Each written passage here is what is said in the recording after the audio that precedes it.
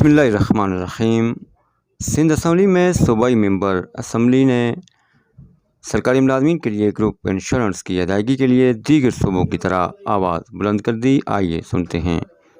Notice bye Nusrat Abbasi साहिबा। Thank you, sir.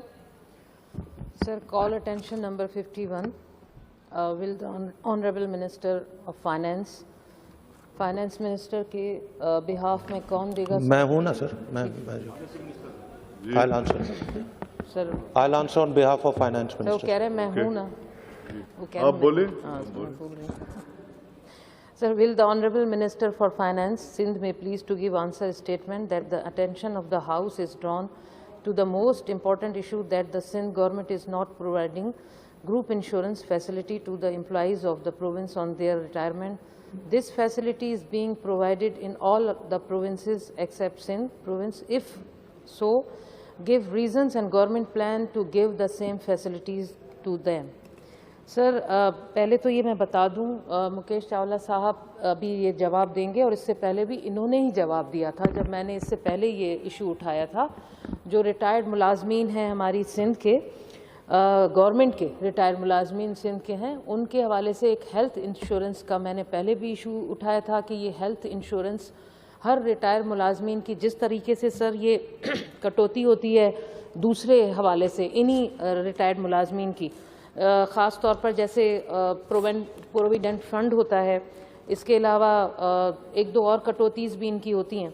तो ये जो सारी ज़िंदगी रिटायर मुलाजमीन जो सर्व करते हैं, सिंध हुकूमत की खिदमत कर रहे होते हैं, उनके ज़िंदगी में जो वो सर्विस होती है, उस सर्विस के दौरान आपको भी पता है सर, उनको भी पता है, सबको पता है कि इस सर्विस के दौरान जो मुलाजमीन हैं उनकी कटौती होती है और वो कटती है इसलिए ताकि वो साइड में उनका पैसा रखा जाए और उनकी रिटायरमेंट के बाद उनको वो जो रकम है जो सारी ज़िंदगी उन्होंने सर्विस दी हुकूमत को, वो उनके रिटायरमेंट के बाद उनको मिले। जैसे प्रोविडेंट फंड होता है और दूसरी कटौती, इसी तरह ये ग्रुप इंश्योरेंस भी है।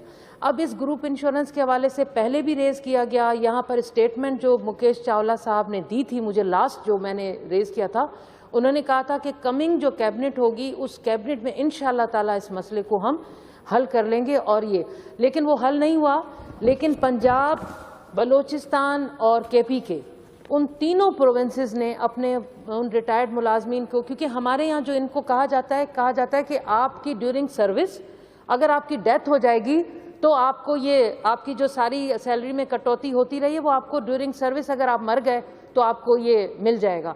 तो सर सब तो नहीं मरते ना, सब मुलाजमीन तो नहीं मरते, बेचारे जो किसी वजह से मर जाते हैं चले उनको तो मिल गई, लेकिन जो जिंदा हैं रिटायर हो गए, अब उन्होंने बेटी की शादी करनी है, किसी ने अपना घर बनवाना है, किसी ने अपना इलाज करवाना है, हज़ार किस्म के ऐसे मसाइल होते हैं जो रिटायरमेंट के बाद मुलाजिम ये सोचता है कि मुझे ये रकम मिलेगी तो मैं अपना कोई ना कोई मसला हल करूँगा। अब ये समझ नहीं है कि मरने के बाद अगर आप उसको नहीं देंगे वो पैसा तो फिर ये तो उनके साथ ज्यादती है। तो मैं चाहूँगी कि मुकेश चावला साहब आपने अपने पहले स्टेटमेंट को भी दोहराएंगे जो आपने कहा था, और अब दोबारा मैं ये, बल्कि सर ये थर्ड टाइम, चूँकि मैंने यहाँ पर जो कॉल अटेंशन है उसमें मैंने कहा है, देखिए लिखा है कि मैं अटेंशन ड्रॉन करवाना चाह रही हूँ असेंबली हाउस की, तो ये एक दफ़ा नहीं हुई, दो दफ़ा नहीं हुई, ये तीसरी बार मैं आपकी अटेंशन ला रही हूँ कि खुदारा ये मैं अपनी तरफ से खुदारा नहीं कह रही हूँ, मैं उन तमाम मुलाजमीन की तरफ से रिक्वेस्ट कर रही हूँ हाथ बांध के कि वो बेचारे बहुत तकलीफ में हैं, वो चाहते हैं कि हमें ये हेल्थ इंश्योरेंस जो हमारी कटती रही ये हमें दें। जब बाकी सूबे दे चुके हैं तो सिंध हुकूमत क्यों नहीं दे रही? सिंध हुकूमत किसी तरीके से भी इस कोशिश करके इन मुलाजमीन का उनका हक दे ताकि वो बेचारे अपने वो मसाइल हल कर सकें जो रिटायरमेंट के बाद उनके लिए वो अंबार की सूरत में है और वो इन पैसे से कर सकें। तो मेरी रिक्वेस्ट है कि मुकेश चावला साहब बिहाफ ऑफ फाइनेंस मिनिस्टर आप इसको देखें, और आपको भी कितने लोगों ने अल्लाह के वास्ते दिए होंगे, तो ये इस चीज़ को समझते हुए आप एक